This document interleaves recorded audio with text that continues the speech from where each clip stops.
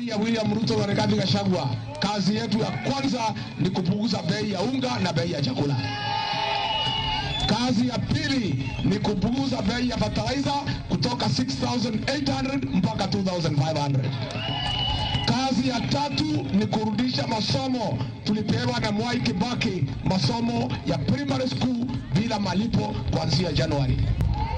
Ya nne ni mambo ya NHIF card, ya kwamba kila Mkenya atapewa NHIF card, akienda hospitali atibiwe aende nyumbani.